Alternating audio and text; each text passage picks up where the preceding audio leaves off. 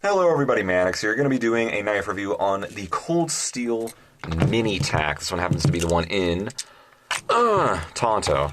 As you probably have guessed if you've watched any of my videos before, whenever there's an option for a blade, 99% of the time I always pick the Tonto if it's there. But you can also get this in the Bowie shape, which is going to be a little bit more useful, a little bit more utility-friendly overall, just slightly better. But the Tontos do have, even this Americanized Tonto right here does have its perks over the Bowie. I just like it because I like the way it looks, mainly, but yeah. Anyway, this is a neck knife I've had for a couple of years. I've had a handful of neck knives. I don't normally carry neck knives, but I have gone out of my way to carry this one just for review purposes, particularly because it's cold in the winter. I don't like neck knives during the summer because they dangle and swing around a lot. But when you got a jacket on or something that's underneath there, you can do that. I'm just not really a neck knife guy, but I figured I'd try this one out, and you know, I like it. I really like the way it looks, like how slim it is. I get a big old wide blade here and a small handle. Even though it's really slim, you really can lock your hand in, and it's so secure. It's not going anywhere once you get it in your hand. But here's the problem, which I'll just get out of the way right away before I really even begin the review. This is how it is in the sheath. And if you're familiar with neck knives, you probably understand that when you're trying to pop this out, it pops out when you push it, but there's very little to grab onto. See, there's no. I basically have to use both my hands to get it out, and even if I do that, I'm in this position, which is not very secure at all. I feel like this can get knocked out of my hand very easily. Once you're in this position, it's fantastic. It's extremely, extremely good. But getting to that was the first thing I realized what I feel like is a design flaw in this knife anyway. What for me, like neck knives, I see neck knives as like an emergency thing. Like, oh man, you gotta pull it out. It's right next to your chest and it's there. That's how I see a neck knife, especially because it's a fixed blade as well. You know, a very quick go-to defensive blade. That's how I see neck knives personally. And that was the first thing I noticed, that you're in this weak, flimsy position when you get it out. And you most likely have to use two hands anyway. I can kind of pop it out like that, but I don't have much to grip onto. If they somehow were able to scooch this, or maybe like somehow scooch this up or cut this out, I think the downside would be the blade would be a little smaller, but I think that would be worth it. This is a huge blade actually for a neck knife. Speaking of which, let's get the specs out of the way. The overall length is 6.75 inches. The handle length is 3 inches, making the blade length 3.75 inches. So it's almost a 4-inch blade here for a neck knife. That's pretty impressive. But again, we lose grip for that, I think. Otherwise, I'd have to make the handle a little bit longer, and then the knife would just be really big. I wouldn't have minded that, but I wish they just kind of maybe just increase this a little bit and cut down the sheath so you could have more to grip onto. Because I've had neck knives, you just pull it out and you're instantly in the proper grip as it's meant to be. This one's, again, really cool looking. I like it and all, but functionally I think that's a big flaw. But other than that, everything about this knife is fantastic. I just thought I'd get that out of the way. The weight is 2.7 ounces, so it's heavy-ish for a neck knife, but it's not really heavy either. It's a full tang, as you can see, meaning the blade is the blade and the handle is one single piece of steel. And then we have these two, what they call Grivex slabs slapped on there. And basically it's just FRN, fiberglass reinforced nylon, or GFN, glass-filled nylon, same thing. Very grip. I like this pattern right here.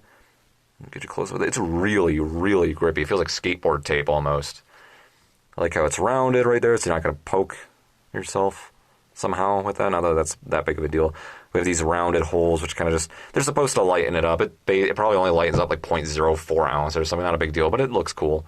You know, it's really round, really comfortable, really slim, which is, I think, good for a neck knife. You want it to be slim because it's going to be up against your chest, and if you have a coat over that, you don't want something bulging out of your chest right there. So, yeah, everything else about this knife is fantastic. I really like the way it looks. I like the way it performs when it is in your hand. You can see the jimping right there. One of Cold Steel's few jimping patterns that actually is not useless. Most of their knives are just completely useless jimping. Not that I really care that much. They call this the Secure X. Oh yeah, by the way, it retails at $51.99, but you can get this all day long for around $25. I don't know if these are discontinued or not now. This is early 2021 I'm filming this in. I got this years ago, maybe like 2 or 3 years ago. I don't know if they're discontinued, because recently I've been doing knife reviews and people have been commenting like, where can I find this one? And I'm like, oh crap, did Cold Steel stop making that? So I have no clue. I don't know. But I've seen it available at stores like Amazon and eBay and such, but I don't know if those are just leftovers. I don't know if they're still making this. I don't know. Bead blasted finish. Oh wait, is that I think it's bead blasted. I'm going to call that bead blasted finish. Yeah, $50, and that's a little too expensive for me for something like this. I'll put in I forgot what the blade still was. I'll put it right there. I can't believe I didn't write it down. It comes with this chain right here, basically. You can see that's how it disconnects and connects. And you can wrap it around into the sheath however you want. I go with this configuration because, to me, when it's around my neck, it actually stands up fairly straight. If you put it in like these two holes or something, it'll be on an angle like this. If you put it on these two, it'll be on an angle like that. I like to put it on a diagonal typically when I use neck knives. So it's pretty big and wide for a neck knife, but it is very slim. And when it's underneath your jacket, it's probably not that big of a deal. It isn't big of a deal in my testing. I mostly just carried this around. I haven't used it a whole lot. But as far as carrying it goes, it's excellent. I don't really notice it's there because it's so slim, even though it is on the wider side for a neck knife. But again, getting it out is not the easiest thing to do, and you're not in a very secure position once you do. And that is a big problem, and unfortunately, I feel like I can't really recommend this as a neck knife option compared to the other options that are out there. Back when I had the CRKT Minimalist, I don't know if they still make that one anymore, but that is a very good neck knife. Never did a review of it because I had it before I had this channel, but something like this, I like it just because I'm a huge Cold Steel fanboy and I just like everything Cold Steel does.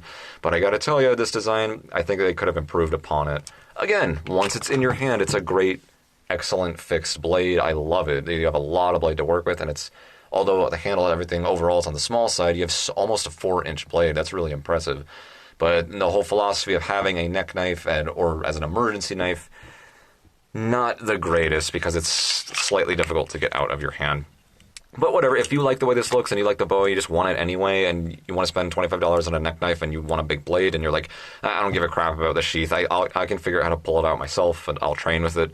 Yeah, sure, excellent neck knife, but you know, it's an interesting option. It's a big Cold Steel, and Cold Steel is all about big, over-the-top knives. That's how I see Cold Steel. So in that regard, it's probably fine for what it is, but it's just that whole handle thing, that's just what almost kills it for me, unfortunately. But I'm not really a neck knife guy anyway, but if you are a neck knife guy, you may or may not like this. So, I mean, you could probably just watch this review and come to your own conclusion, but anyway, that's it. That is the Cold Steel Mini Tac in Tonto.